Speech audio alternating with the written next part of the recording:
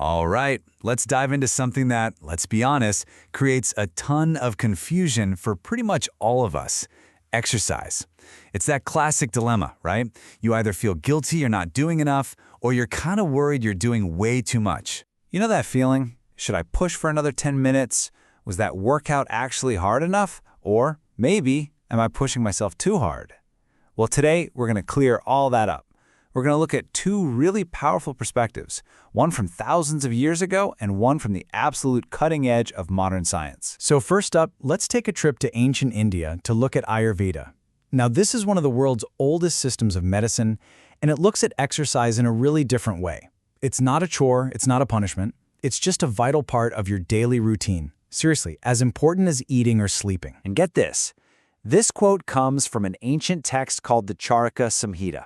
It's pretty amazing, isn't it?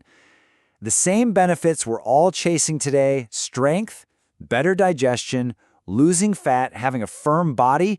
They knew all about this thousands of years ago. So the why of exercise, that's been clear for a long, long time. Okay, so that leads us to the big question. If the benefits were so clear, how did they know when to stop? They didn't have smartwatches or fitness apps, so how did they know when enough was enough?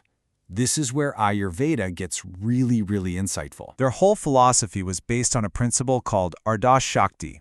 It literally means half capacity. And the idea is actually pretty profound. You should only exercise to about 50% of your total limit.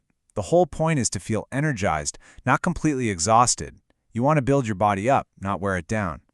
So, how would you even know you've hit that 50% mark? Well, Ayurveda points to these incredibly simple physical cues. Think of them as your body's own built-in notification system. First, you notice that your breathing has switched, from your nose to your mouth. Then you start to feel your mouth and your tongue getting a little dry. And that's it. That's the signal. Your body is telling you you've hit your Ardha Shakti. It's time to stop for the day. It's all about an internal gauge, not some external clock. Okay, now let's hit fast forward a few thousand years and switch gears completely. We're going from ancient wisdom to the modern, data-driven world of the American Heart Association, or the AHA. Their approach is all about clear, measurable goals that are backed by tons of research. So what the AHA gives us is a really clear weekly target to aim for. The basic recommendation is you get either 150 minutes of moderate intensity activity each week, or you can go for 75 minutes of vigorous activity. A mix of both is great too. But that brings up another question. What exactly is moderate versus vigorous? Well, the AHA has this brilliantly simple tool, and it's called the talk test. You don't need any fancy equipment. For moderate activity, your heart's beating faster, you're breathing harder, but you can still hold a conversation. You can talk, but you probably couldn't belt out your favorite song. Now, for vigorous activity, you're breathing pretty deep and fast, and you can only really get a few words out at a time. So what does that actually look like? Well, moderate activities could be a brisk walk, a dance class, or a casual swim. For vigorous, you're talking about things like running, jumping rope, or hiking up a steep hill.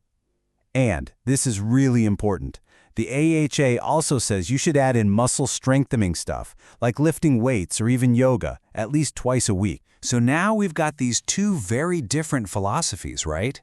One is ancient, and it's all about listening to your body's own quiet signals. The other is totally modern, and it's based on numbers and looking at a clock. You'd think they're complete opposites, but are they really? I mean, on the surface, the difference is crystal clear. Ayurveda gives you an internal limit. It's subjective. It's based entirely on how you feel. The AHA, on the other hand, gives you an external limit. It's objective. It's based on time. So one asks you to look inward, and the other asks you to look outward. But here it is. This is the big, powerful takeaway. If you actually dig deep into all the AHA's recommendations, you'll find a very familiar piece of advice. They say, listen to your body and rest when you feel tired. So even the most data-driven, modern science ultimately agrees with the ancient wisdom.